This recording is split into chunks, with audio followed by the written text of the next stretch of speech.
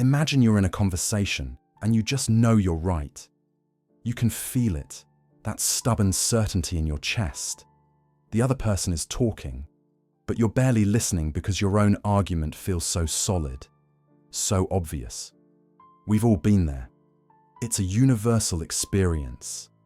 That instinct to defend what we already believe. Now, what if I told you that this very human tendency isn't just about minor disagreements with a friend? It shapes our entire world, especially our economic system. It keeps us clinging to capitalism long after its flaws have become impossible to ignore, simply because it's the devil we know. This is where a 19th century French thinker named Pierre-Joseph Proudhon comes in. He saw this pattern clearly and proposed a radical alternative not built on competition and profit, but on cooperation and mutual aid. He called it mutualism. Proudhon's core idea is beautifully simple. He looked at the world and saw that real value comes from work, from the labor of ordinary people. Yet, the system was designed so that the people who did the work rarely got to keep the full value of what they created. Someone else, who owned the factory or the land, would take a large chunk of it simply by virtue of ownership.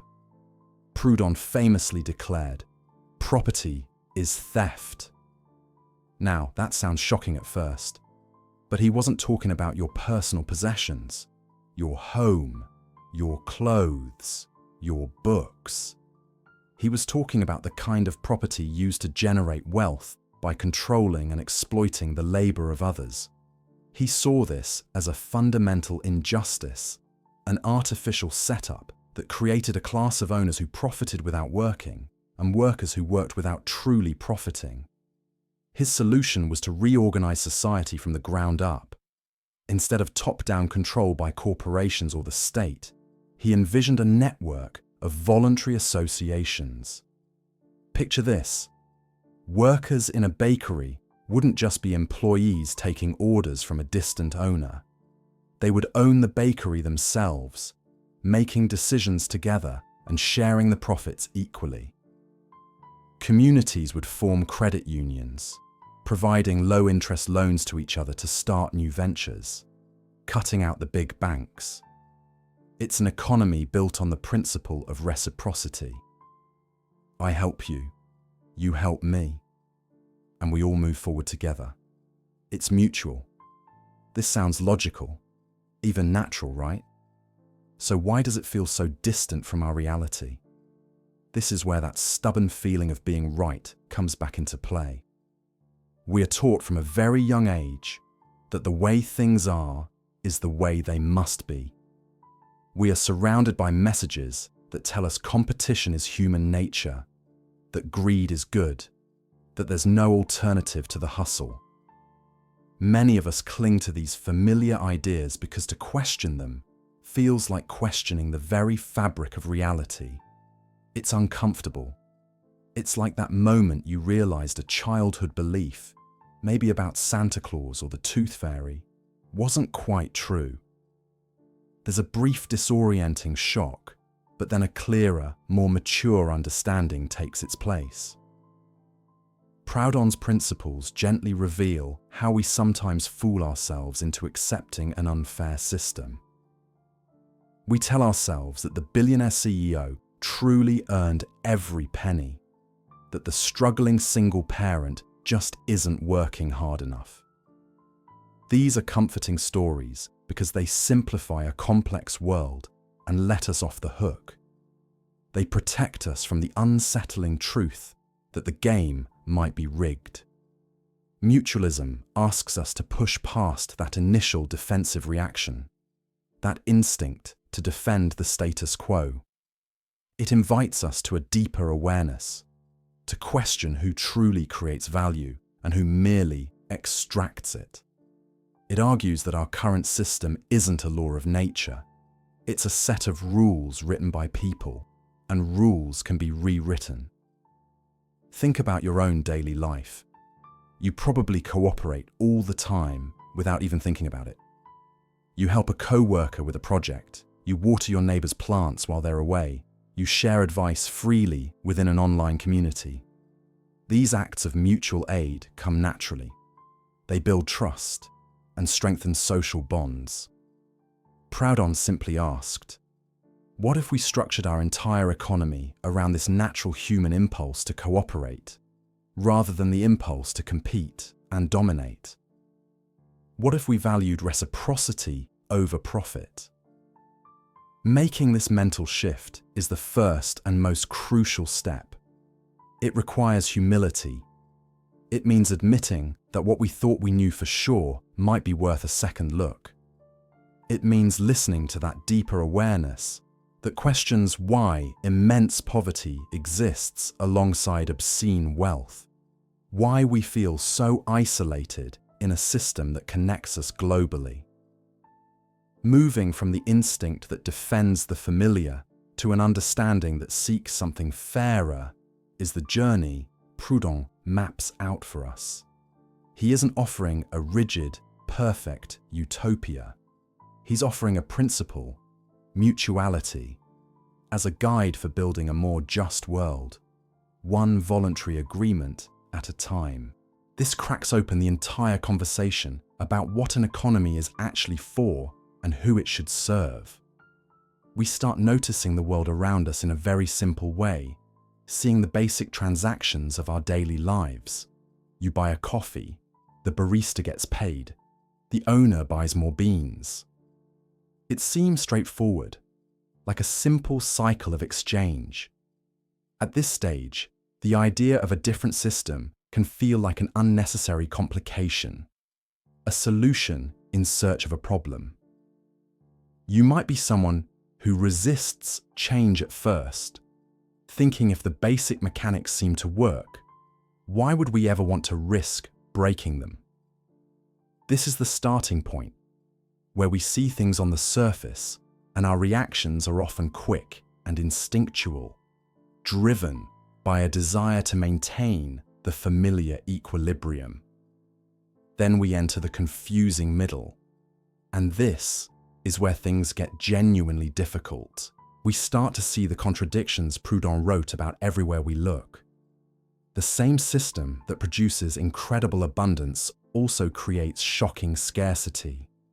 You work a full-time job but still struggle to afford a home, a paradox that makes no sense when you stop to really think about it.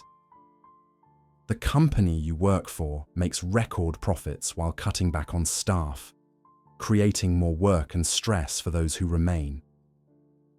This is the phase of tension that Proudhon saw not as a sign of failure, but as the necessary friction that forces a deeper inquiry. Most of us feel uneasy during transitions, and this middle part is exactly that. It is deeply uncomfortable because the old simple story no longer holds up, but the new, clearer picture has not yet come into focus.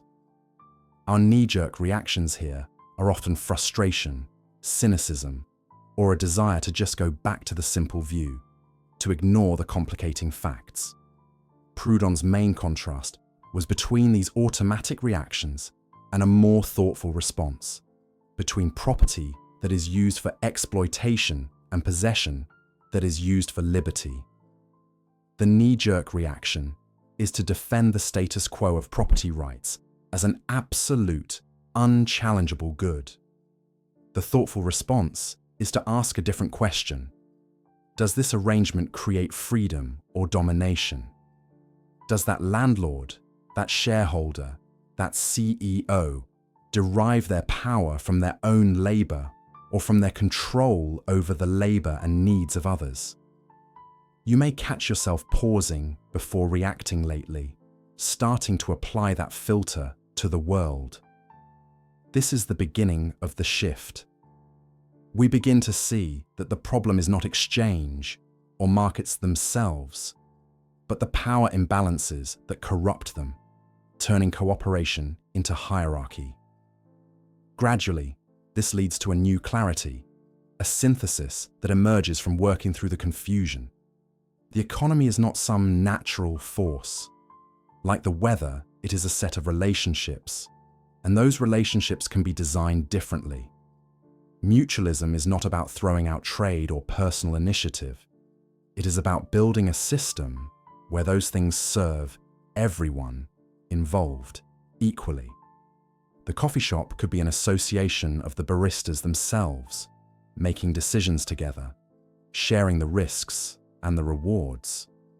Your bank could be a mutual credit union, where money is a neutral tool for facilitating exchange rather than a commodity for speculation. This is not a distant utopia, but a practical reorganization based on reciprocity.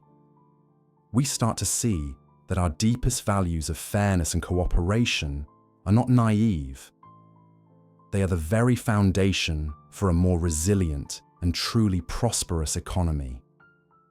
The journey from the simple view through the confusing middle ends with this powerful clarity, where complexity is not something to fear, something to understand and reshape with intention. Through this discomfort, we begin to realize that the tightness we feel isn't a cage, but a chrysalis. It's the necessary pressure that forces us to grow, to push against the boundaries of who we thought we were.